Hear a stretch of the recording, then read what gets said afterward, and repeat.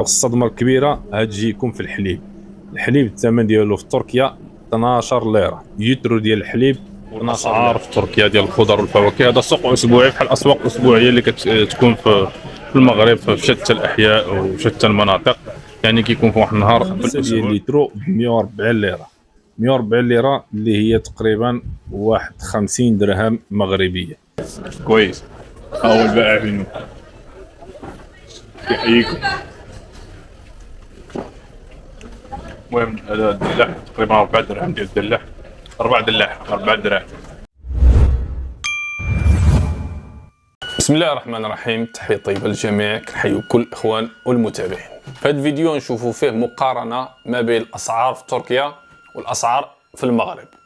شخصيا تفاجأت من بعض الأسعار في تركيا. الرخاء اللي كاين في تركيا ماشي طبيعي، بحال مثلا الحليب، بحال مثلا الزيت، بحال مثلا المجموعة ديال المواد الغذائية الأساسية اللي كنحتاجوها في يومنا. الثمن ديالها في تركيا يعني نازل بزاف، مع العلم ان الناس في تركيا كيتشكاو من غلاء الاسعار، كيقولوا ان الاسعار طلعت بشكل كبير. لكن ملي كنشوفوا هاد الاسعار مقارنه مع المغرب ففرق كبير جدا. ونخليكم مع الفيديو تشوفوا الصور وتشوفوا بعينكم الاسعار ما بين تركيا والمغرب. نبداو بمقارنه ديال الاسعار بالثمن ديال الزيت. كنعرفوا ان المغاربه كيستهلكوا الزيت بشكل كبير، فلهذا نبداو بالثمن ديال الزيت.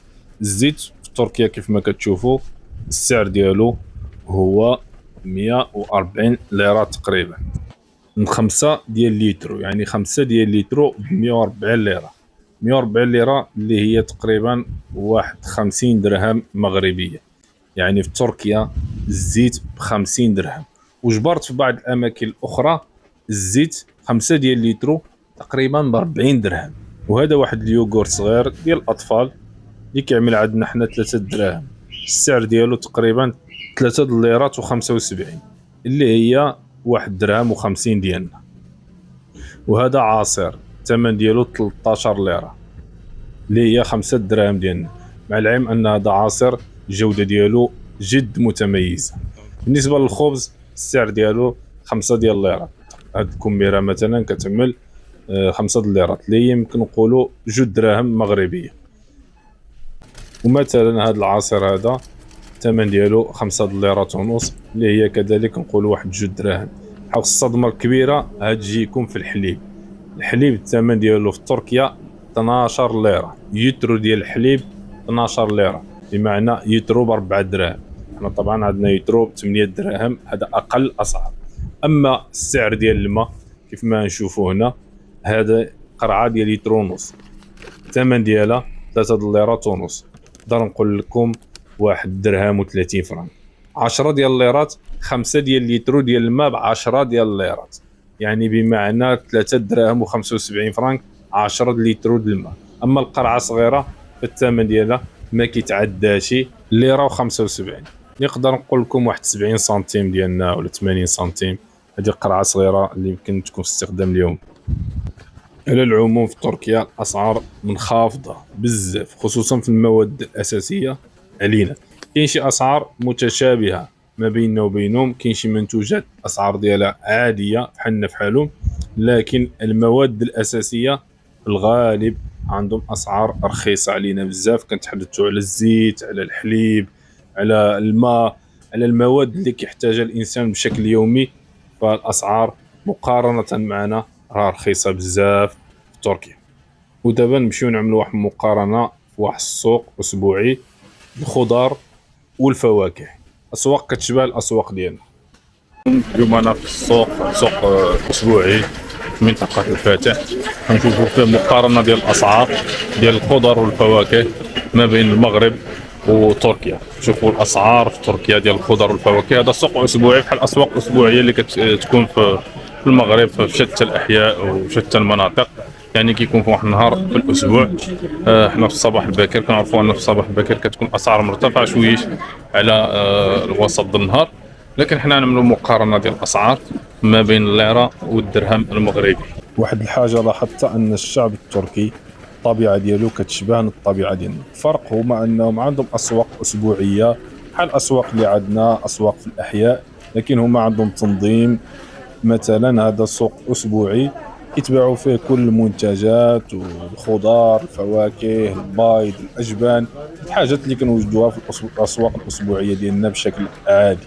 لكن كيف ما كتشوفوا كاين التنظيم، وملي كينتهي السوق في العشيه البلديه كتقوم بواحد النظافه. هذا المكان ما كتحسش انه كان هنايا السوق نهائيا، بالعكس حنايا كاين شويه ديال الاهمال سواء من الباعه وسواء من الجهات المسؤوله.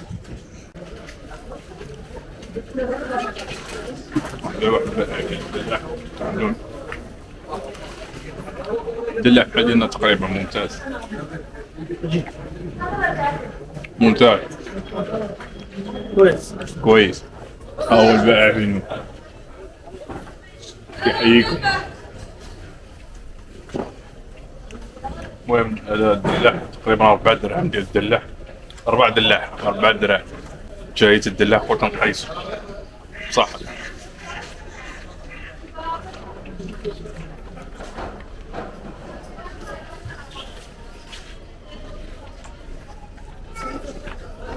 ودابا ندخلوا نعملوا شويه مقارنه الاسعار ما بين تركيا والمغرب.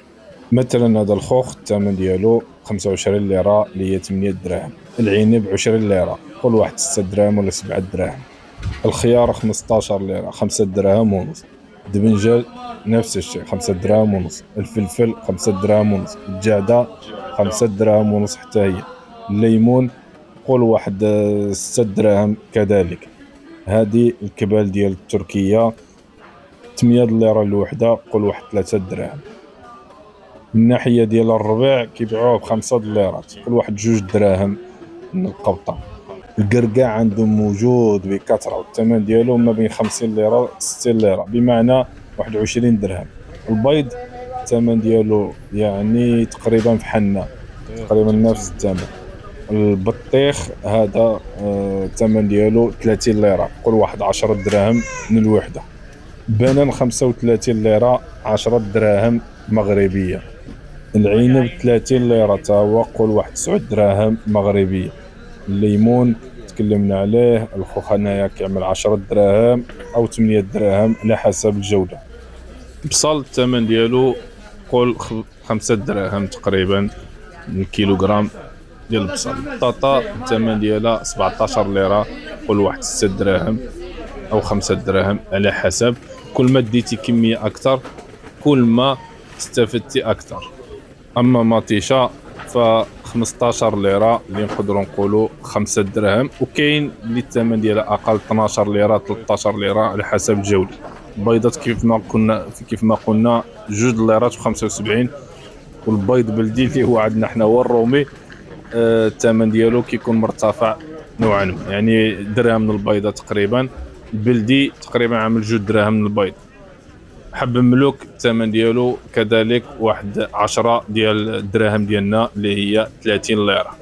اذا هذه الاسعار اللي حاولنا نقارنوا ما بين المغاربه وما بين الاتراك.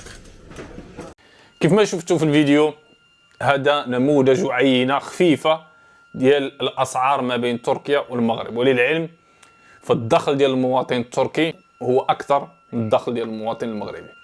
يعني الاتراك كيتخلصوا اكثر من المغاربه. الاجره ديال الاتراك كتراوح ما بين 450 دولار حتى 500 دولار.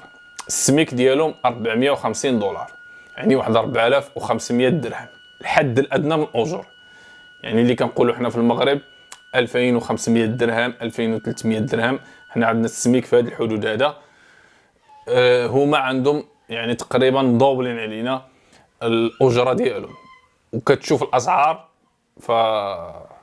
فحقيقه حنا كنعيشوا واحد الغلاء فاحش، وخاصه في المواد الاساسيه، الحليب، الزيت، الروز، بعض المواد اللي الاسعار ديالها في تركيا منخفضه بشكل كبير. اضافه الى اننا مشينا نشوفوا الملابس واشياء اخرى اسعار منخفضه بشكل رهيب. يعني وقفت على مجموعه ديال الاشياء كاين اسعار رخيصه بزاف مقارنه معنا.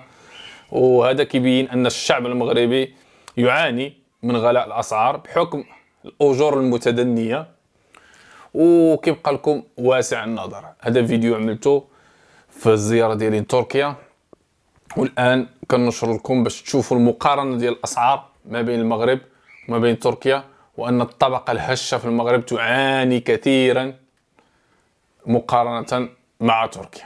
وهذا الشيء كامل كنوجدوا أن الشعب التركي كيف ما قلت في البداية كيتشك. في الختام، مرحبا بكل آرائكم وتفاعلاتكم. أعجبكم الفيديو لا تنسوا الاشتراك معنا في القناة، وإلى فيديو آخر نحييكم. السلام عليكم.